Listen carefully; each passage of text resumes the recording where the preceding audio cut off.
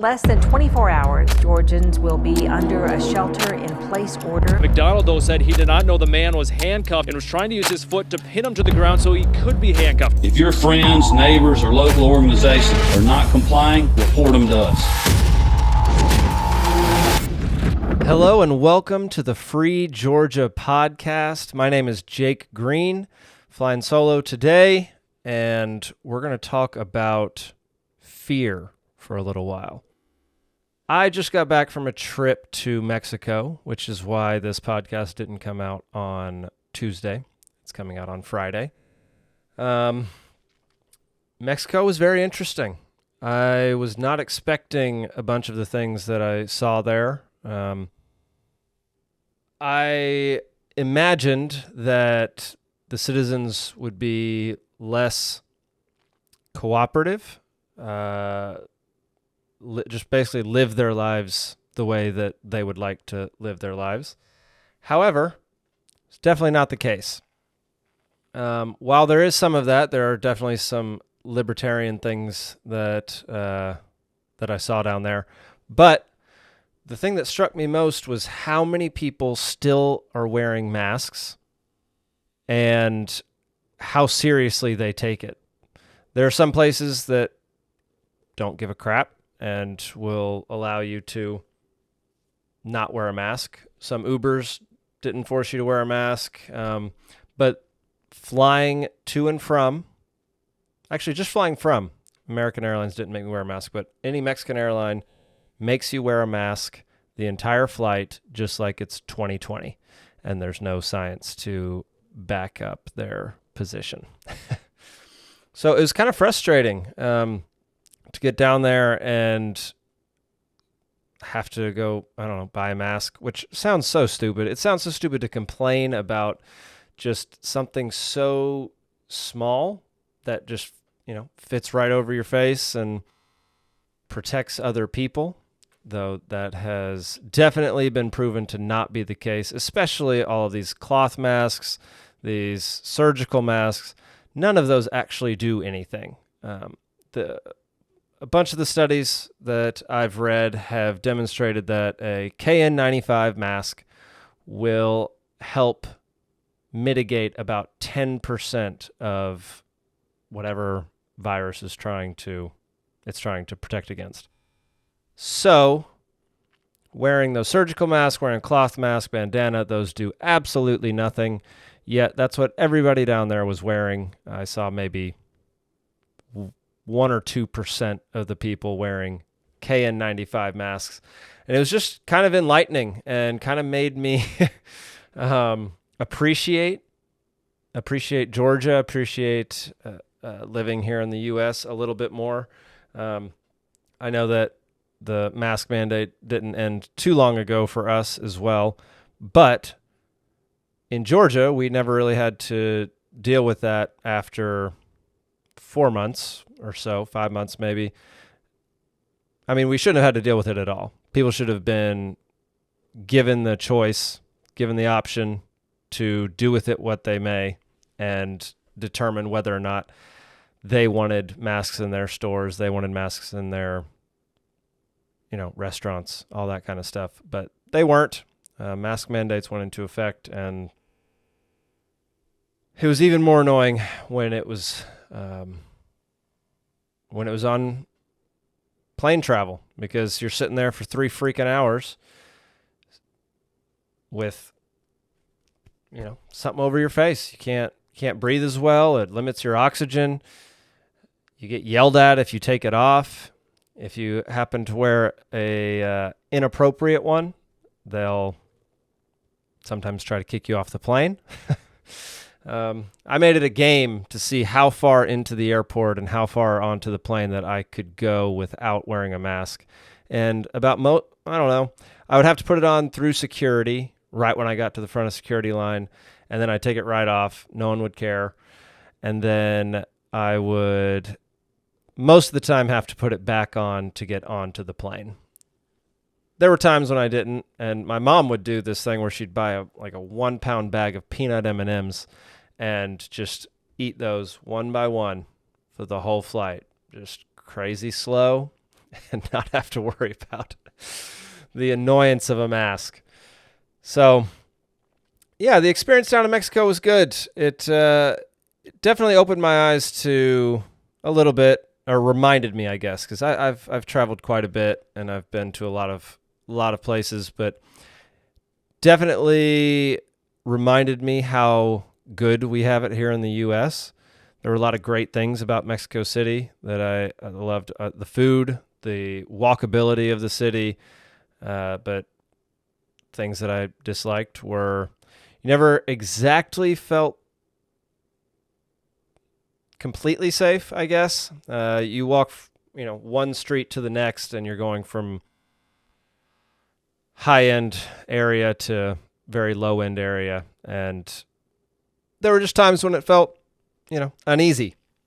But when you're traveling with a guy that knows pretty hardcore self-defense and can handle himself in a fight and in a confrontation, it kind of makes it a little easier. You don't really think about that too often. And to be honest, I never really felt threatened. I never felt like I was in danger in any way.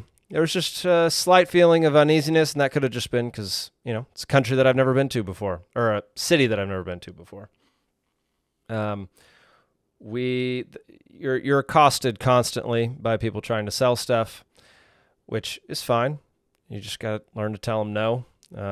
Wear your wallet and your phone in your front pocket. Maybe zip that pocket if you got a zipper, or put it somewhere safe because it can get pretty crowded. People can bump around, and it's easy to get pickpocketed in a place like that.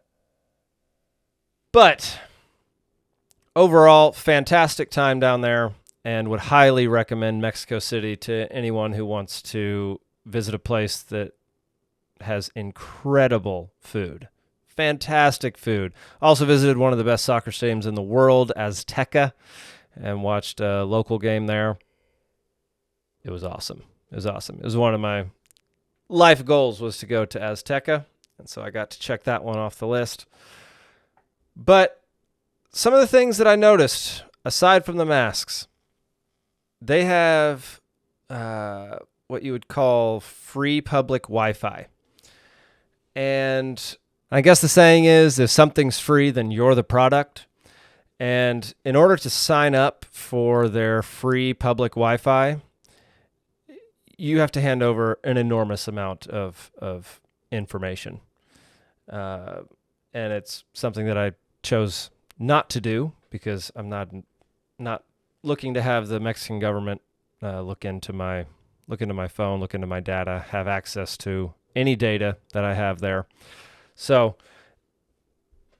it was interesting, and it brought up, or it came up again when I got back and I had a communications meeting with Libertarian Party of Georgia, and I was told by Elizabeth Melton, who's our director of communications, that cities here in Georgia are starting to push to become smart cities. And this is something that we're going to talk about a little bit in the future, but I would like to just bring it up now because it is kind of a horrifying situation. So what the government is doing, I believe she said in Columbus, you might want to check, don't quote me on that, just check to see if that's true. In Columbus, Georgia, we'll say, they're trying to implement what they call a smart city. And what they really are spy cities. So we're going to do some counter branding and call them spy cities and not smart cities. They're trying to put facial recognition in all the cameras, add more cameras. They're trying to put heat sensors everywhere that can tell the temperature of a human being. They're trying to put drone landing pads on top of security poles and basically make it so that anywhere you go inside that city, they will know who you... Sorry, those were my dogs. Something loud happened. You know what? I think something fell on the roof. So I'm going to pause and be right back. All right, we're back. I have no idea what just happened out there, but there was definitely a big thud that reverberated through my house, and then all the dogs freaked out and ran outside. So didn't see anything on my roof. I have no idea what it was. Maybe it was just one of the dogs falling off the couch or something. Anyway, I got to remember where I was now. That's great. We're talking about smart cities. There it was. We're talking about Columbus. Okay, so basically this government, this local township or city or whatever you want to call it, has decided to try to turn their city into a spy city in order to keep tabs on all of its citizens, or what will probably be referred to in the future as subjects, and quote unquote keep them safe.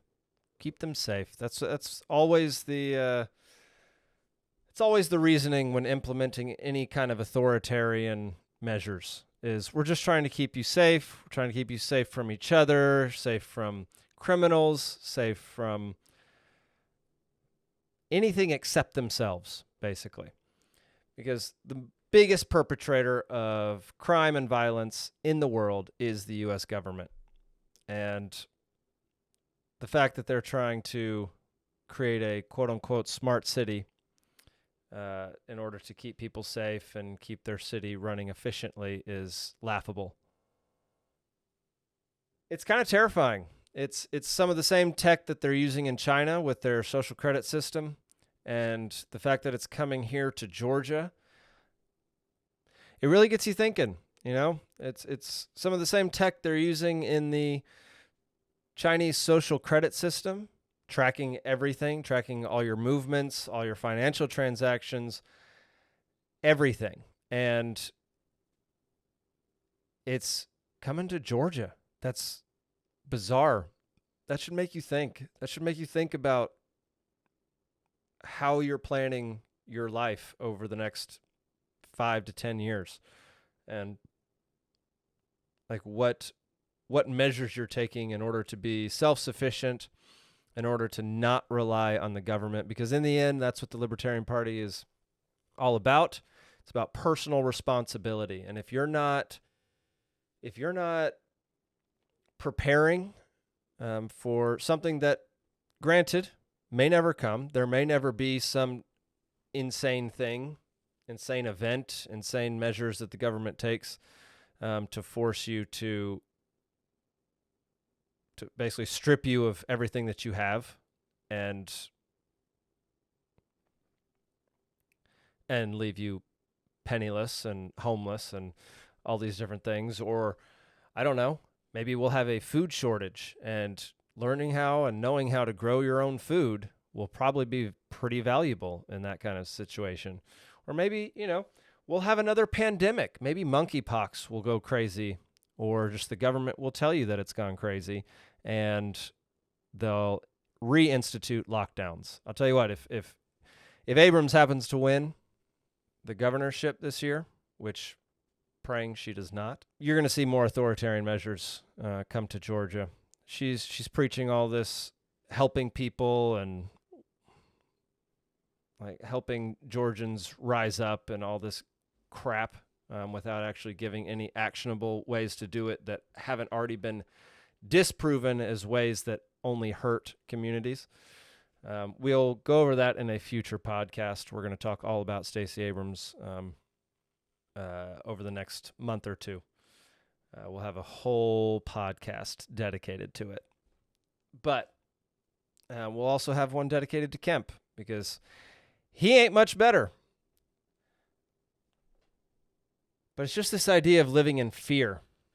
You see it. You've seen it for the past 2.5 years. You've seen friends live in fear. You've seen people you don't know live in fear. You've been attacked because the other person is living in fear. Fear makes people do crazy things, and it makes you completely irrational and rely only on your emotions and completely disregard the facts of a situation.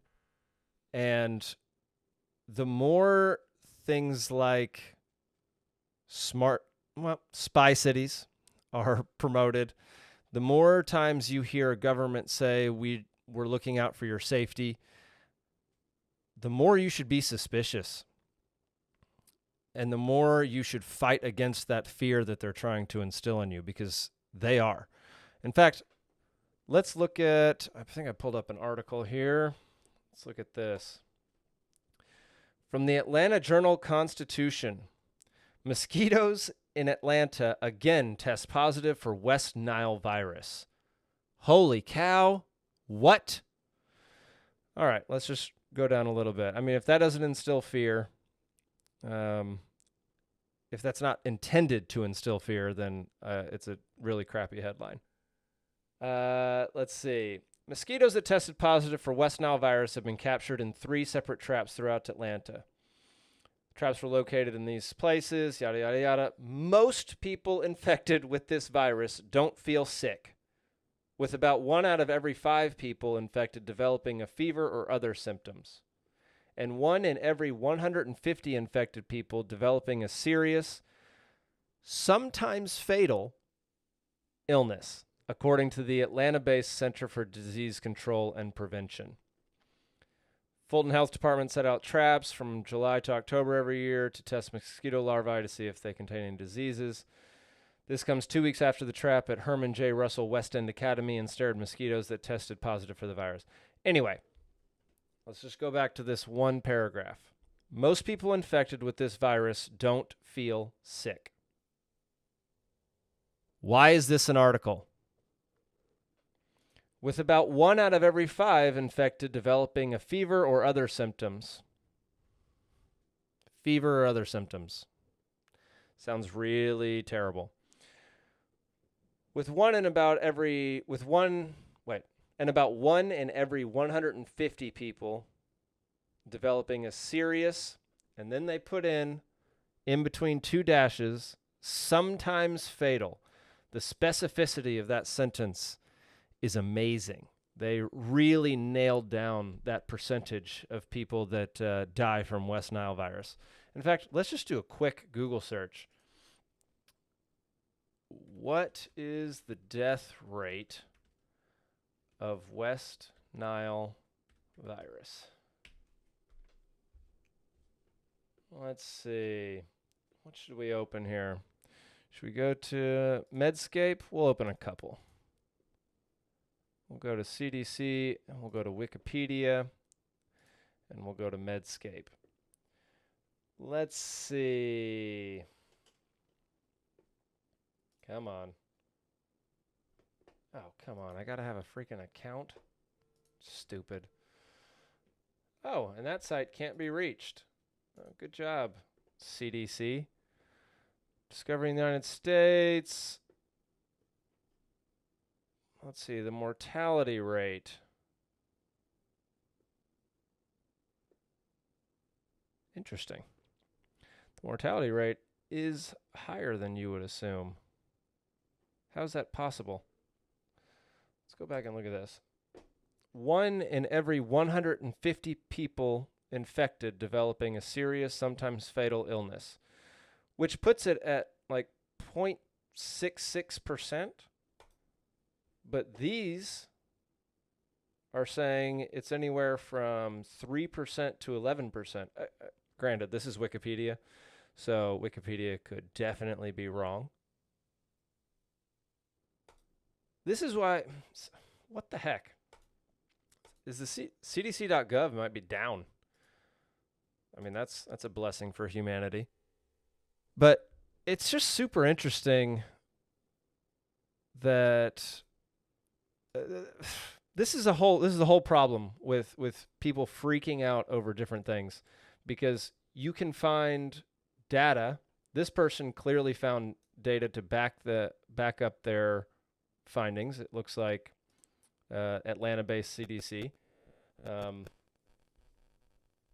1 in every 150, so their findings were 0.66%, whereas the Wikipedia page was anywhere up to 11% fatal illness.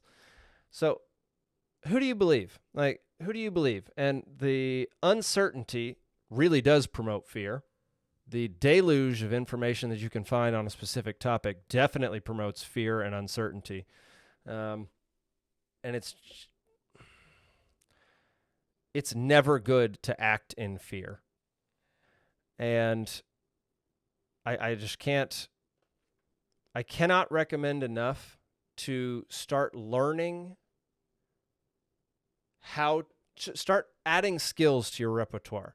So as soon as the lockdowns started in 2020, my wife and I started a garden in our front yard. Massive garden. Took us full 2 days to till the stinking land, and then another few weeks to make the rows, plant everything, grow the seeds from nothing, do the little seedlings in our like basement crawl space area. We learned so much, and we ate fresh vegetables, fresh fruits and vegetables for, I don't know, like 9 months to a year. We were having all sorts of delicious stuff, and it's well worth it. And it's something that is extremely applicable to life and very rewarding, I will say. But just things like that. Just add skills to your repertoire in order for you to be more resilient to events that may occur that are outside of your control. It'll make you a better human. It will help ensure, or at least help prevent bad things from happening to you and your family. Not every bad thing, but some bad things. It will allow you to help other people in times of crisis. It's just good to add skills to your repertoire, learn about new things, and figure out how to survive in almost every situation. Because the way we live now is not the way most people have lived forever. We live in an extreme amount of comfort. I forget what I just saw a quote the other day. Something about how getting too comfortable is the death of ambition and taking risks. And I wholeheartedly agree that the more comfortable you get, the more things you have in place that keep you nice and safe and tucked into your little hole, to your little house, to your little community, that those things will end up preventing you from taking risks and going out and doing things in the world, and taking chances, and doing things like learning new skills. Learn how to farm, learn how to shoot, learn self-defense, learn how to build things, how to cook. All these things are vitally important when the comforts start to disappear. And with the upcoming recession, or the recession that we're technically already in, it's going to get, in my prediction is it's going to get much, much worse as far as the recession. So, yeah, I mean, my biggest sadness during the pandemic was seeing how many people were controlled by fear. And I lost friends who just couldn't get past their emotional reaction to the lockdowns and the virus and all that, and would just take it out on me. And I know a ton of people who the same thing happened to them. And those, like, you want to be mad at them. You want to yell at them and just kind of dismiss them. But really, in the end, you kind of feel sorry for them because they're just letting their emotions run their lives. They're not thinking logically. They're not thinking critically. And something that Shane Hazel said in his podcast the other day, his podcast is a place for critical thinkers. And I think that's literally what the Libertarian Party is. We're not here to say, you need to think like us. We're here to say, you need to think for yourself. Stop letting people tell you what to do and what to believe. Start thinking and analyzing and critiquing things that you have taken as a given for years and years and years and years. I went through this. It was extremely difficult for me to accept that George Bush was a terrible president. That was really hard for me because I grew up very Republican, went to his rallies, grew up in Dallas. I could drive 5 minutes and be at his house. Not that I ever did, but I could. And, that's deep-seated thoughts and ideas, and it's really difficult to face that and to question it, especially after living it for 20 years. And what I would like to encourage people to do is question everything.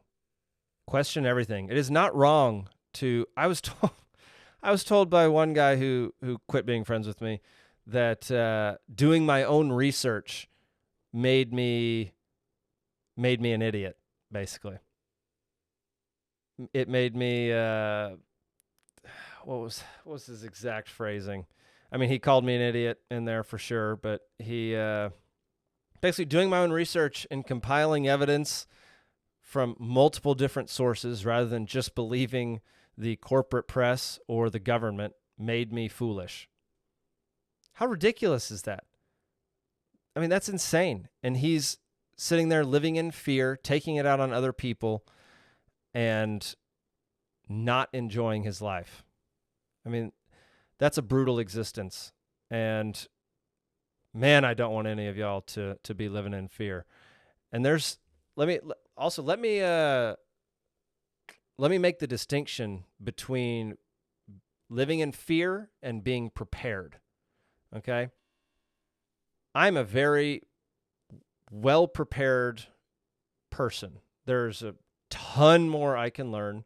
I need to get way more into self-defense and a whole bunch of other stuff, but particularly self-defense, hand-to-hand combat kind of stuff. So the difference between living in fear and being prepared is living in fear means your emotions are driving the car.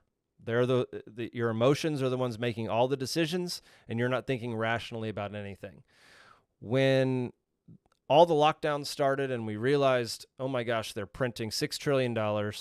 They're going to cause a massive amount of inflation, which is going to cause us to go into a recession. My wife and I saw this a couple months in, and we started preparing. We said, okay, what are the most logical things that could happen?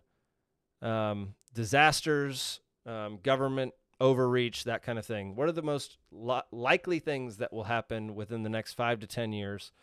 And let's just prepare for those.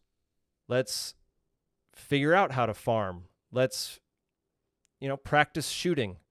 Let's, learn how to cook, learn how to, I mean, I know I can wire a house now, which I couldn't do before.